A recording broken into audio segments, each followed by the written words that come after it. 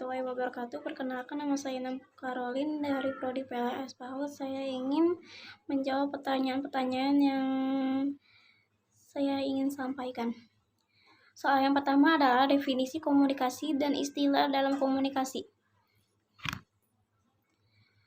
Pengertian komunikasi adalah suatu aktivitas penyampaian informasi, baik itu pesan, ide, dan gagasan, dari suatu pihak ke pihak lainnya. Biasanya aktivitas komunikasi ini dilakukan secara verbal atau lisan, sehingga memudahkan kedua belah pihak untuk saling mengerti.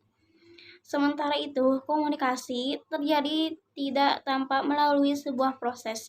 Proses komunikasi biasanya dimulai dengan adanya bahan pembicaraan yang dilontarkan oleh pembicara yang kemudian diterima oleh penerima. Beberapa ahli memiliki pendapat berbeda tentang proses terjadinya komunikasi. Sebelum membahas proses komunikasi, berdasarkan pendapat para ahli, ada baiknya untuk memahami pengertian komunikasi yang dipaparkan. Berikut ini pengertian komunikasi yang dijelaskan oleh beberapa ahli. Pengertian komunikasi menurut para ahli. Yang pertama, ada James A. F. Stoner. Menurut James A. F. Stoner, pengertian komunikasi adalah suatu proses pada seseorang yang berusaha untuk memberikan pengertian dan informasi dengan cara menyampaikan pesan kepada orang lain. Yang kedua, ada Profesor Dr. Andes Haji Ahmad Wijaya. Arti komunikasi adalah hubungan kontak antara individu maupun kelompok. Yang ketiga, Anderson. Menurut Anderson, pengertian komunikasi adalah rangkaian langkah serah terima maksud yang terjadi dengan dinamis secara konstan, berubah sesuai dengan kondisi yang berlaku. Yang keempat, leksikografer. Menurut leksikografer, definisi komunikasi adalah upaya yang bertujuan untuk memberi dan meraih kebersamaan. Tujuan yang diinginkan kedua belah pihak akan tercapai bila mereka berkomunikasi dan memiliki pemahaman yang selaras tentang informasi yang saling ditransfer. Yang 5, Aristoteles. Menurut Aristoteles, definisi komunikasi adalah usaha yang berfungsi sebagai alat warga masyarakat dalam berperan serta dalam demokrasi. Soal yang kedua adalah komponen komunikasi. Jawabannya adalah terdapat beberapa komponen komunikasi dalam prosesnya. Mitchell and Hamley memperkenalkan 5 komponen yang melandasi komunikasi, yaitu sebagai berikut. Yang pertama adalah sumber atau source. Yang kedua, komunikator atau encodер. Yang ketiga, pertanyaan atau pesan, message. Yang keempat, komunikan atau decoder. Yang kelima, tujuan atau destination dalam Santo. Yang pertanyaan ketiga, tujuan dan fungsinya, yaitu tujuan komunikasi. Setelah mengetahui apa itu pengertian komunikasi, berikut ada perlu tahu tujuan komunikasi. Secara singkat, tujuan komunikasi adalah untuk menciptakan kesepahaman antara kedua belah pihak. Namun masih ada beberapa tujuan dan komunikasi yang perlu Anda ketahui. Yang pertama, agar hal yang disampaikan bisa dipahami dengan cukup baik. Dengan adanya definisi komunikasi di atas, maka akan menghindarkan diri dari kesalahpahaman.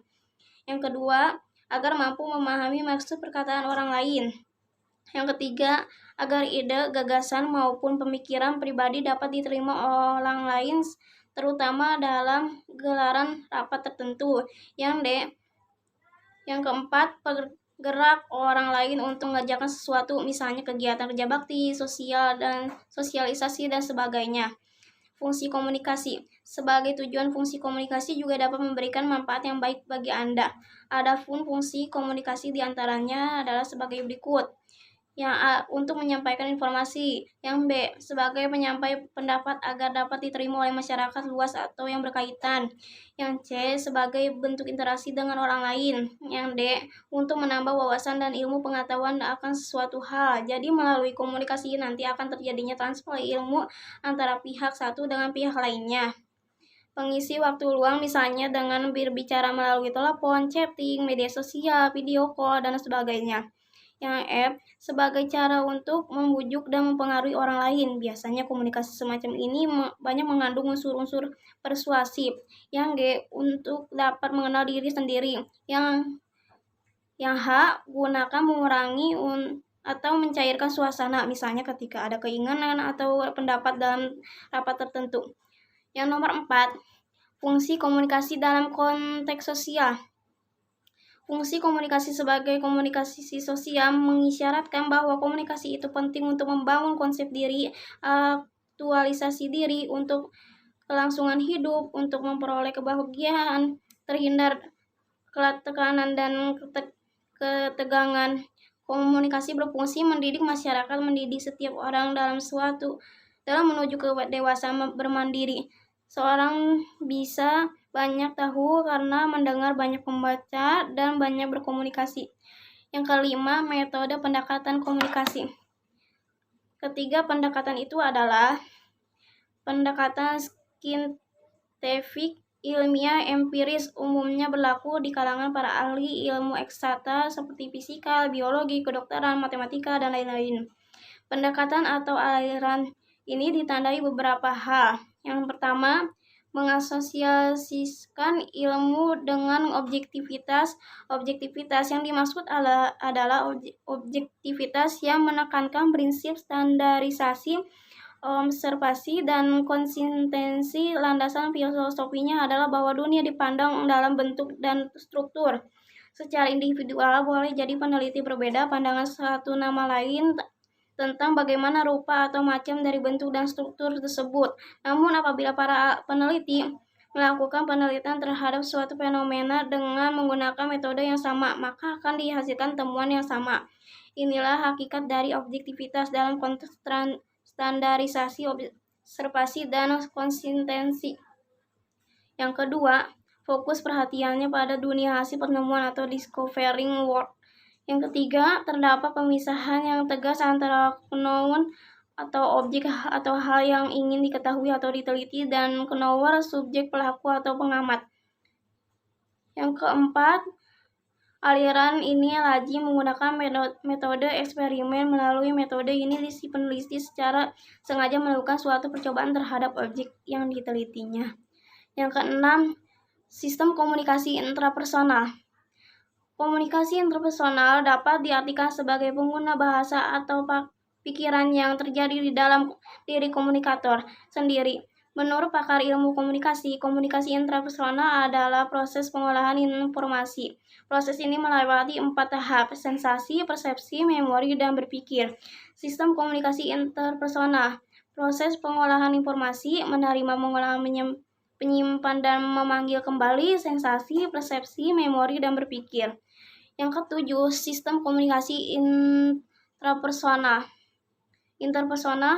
Komunikasi interpersonal adalah proses pertukaran informasi, ide, pendapat, dan perasaan yang terjadi antara dua orang atau lebih.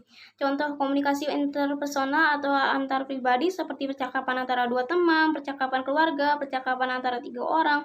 Komunikasi interpersonal bisa jadi di mana saja ketika menonton film, belajar, dan bekerja. Komunikasi interpersonal bisa disebut komunikasi antar pribadi. Efektivitas antar pribadi ditentukan oleh beberapa jelas pesan yang disampaikan. Proses komunikasi interpersonal, De Vito menjelaskan model komunikasi interpersonal secara umum mengutip dari jurnal Proses Komunikasi Interpersonal bahwa tunarungu wicara dengan atasannya yang dibuat oleh Immanuel Komalawijaya. Model ini digunakan untuk proses komunikasi interpersonal. Yang pertama, pengirim atau source dan penerima receiver pesan. Dalam komunikasi interpersonal ada 2 orang lebih atau yang berkomunikasi. Salah satu orang mengirim pesan sementara orang lain yang menerima dan menerjemahkan pesan tersebut. Dalam komunikasi ada proses decoding dan encoding. Decoding adalah kegiatan memberi makna pesan yang disampaikan, sementara encoding adalah kegiatan memproduksi pesan. Kedua aktivitas ini menggambarkan proses komunikasi interpersonal. Contoh komunikasi interpersonal: encoding ketika berbicara atau menulis, sementara decoding dilakukan ketika mendengar dan membaca. Yang kedua, message atau pesan. Pesan adalah sinyal yang bekerja sebagai stimulus bagi komunikan atau receiver. Pesan bisa berbentuk suara, bau, rasa, visual, dan kombinasinya. Pesan bisa dilakukan secara terencana, tidak sengaja, dan asal bicara. Pada komunikasi interpersonal dapat mengirim dan menerima pesan yang diekspresikan secara verbal dan nonverbal. Pesan nonverbal bisa berupa gestur tangan, gerak mulut, dan mata. Yang ketiga, feedback atau umpan balik. Dalam menyampaikan pesan akan menerima proses umpan balik. Feedback adalah reaksi yang muncul ketika seseorang menyampaikan pesan. Orang yang menerima pesan bisa mendengar dan menulis pesan tersebut. Yang keempat, kalimat pembuka. Kalimat pembuka ini berisi kumpulan informasi yang diberikan sebagai pengantar sebelum informasi utama. Kalimat pembuka atau feed word ini bisa untuk menyajikan untuk orang yang menerima pesan supaya bisa mengerti. Yang kelima, channel atau media. Proses komunikasi membutuhkan media untuk menyalurkan pesan bisa sampai ke penerima. Media dalam komunikasi interpersonal bisa berupa telepon, email, atau bertemu secara langsung. Yang keenam, noise atau hambatan. Dalam komunikasi interpersonal ada hambatan yang bisa mengganggu. Hambatan ini bisa menghalangi penerima pesan memproses informasi. Orang yang menerima pesan bisa salah paham.